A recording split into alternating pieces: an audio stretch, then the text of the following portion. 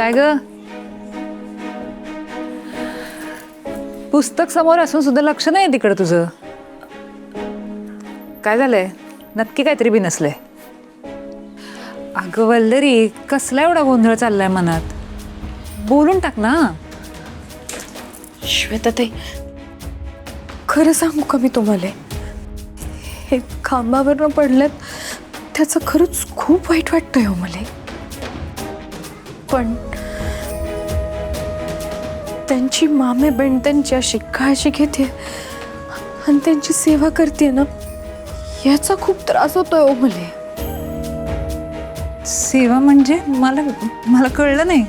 म्हणजे आत्ते भाऊ असला तरी सुद्धा लग्न झालेल्या माणसापासून थोडं अंतर ठेवायला हवं ना, समजायला हवं ना त्या मुलीला. असं शोभतं का तिला वागणं? लाज कशी नाही वाटत? आणि श्वेता ते काही झालं तरी मॅम म्हणत नाही, गोष्ट नाही जाते हो. अगं वल्लरी, मला कळतंय तुला काय वाटतंय ते. पण खरं सांगू का, मनोज भाऊजींच्या मनात असं काहीही येणार नाही बघ. अगं अगदी सरळ साधे आहेत ते. आणि सगळ्यात महत्त्वाचं म्हणजे तुझ्यावर खूप प्रेम आहे ना त्यांचं. मग हो, ते तर आहे. तुझ्यावर एवढं प्रेम आहे म्हणून तर तुला इतका सपोर्ट करतात ना. नाही तर घरच्यांचा एवढा विरोध असताना कोण पुरुष आपल्या बायकोला एवढा सपोर्ट करेल? माझं ऐक, अजिबात असा काही विचार करू नकोस. बरोबर बोलताय तुम्ही श्वेता ताई. हे माझ्यासाठी किती काय काय करतात. माहितला खर्च, माझ्या शिक्षणाचा खर्च, रोशन मावशींना भाडं देणं, सगळं काय तर हेच करतायत हो. आणि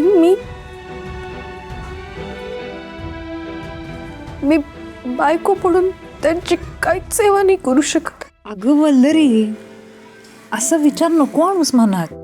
खरंच श्वेता ताई, खरंच मी बायको म्हणून खूप कमी पडते हो. हे तिकडे बायामुळे एकटे पडल्यात. वल्लरी, असं नाहीये ग.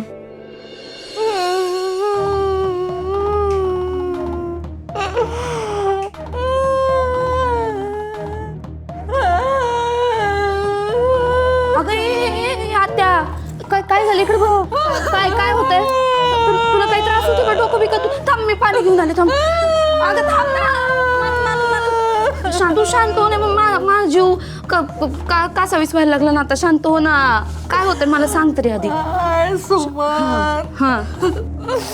मला माझ्या मनाची लई काळजी वाटते. अगं, त्याचा हात आत्ता बरा होई जाईल. तू ना उगा काळजी करू राहिली. माय व हाताचं नाही म्हणी राहिली मी. मग ते लग्न करून आयुष्यभराचं दुखणं आणलंय ना घरात, त्याचं म्हणी राहिली मी. म्हणजे माहिती वल्लरी ना. अगं, ती खूप चांगली आहे. चांगली दिसायला नाही म्हणते मी.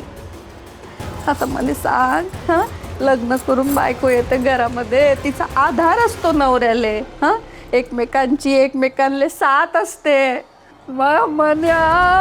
मामने एकटो पडी गेलो देवा. अगं, असं का बरं बोलू राहिली तू? काय नशीब दिलं रे तुम्हा पोराले. आता त्याला दुखलं खुपलं तर कोण बघेल त्याचं, सांग ना मला. असं का बरं बोलली राहिली आत्या? मग कसं बोलू? हा, सांग ना कसं बोलू? ती गेली ते संसार टाकी संदडी मुंबईले. हा, नवरा अडीन बायको तडी, असं काय संसार असतो का? मनाची काळजी कोण घेईल सांग ना तुम्हाला. अगं, आपण हाव की सगळे त्याची काळजी घ्यायले. माय सुमन, आपणच जर त्याची काळजी घ्यायची होती तर मग लग्न करायचा फायदाच काय सांग ना तुम्हाला.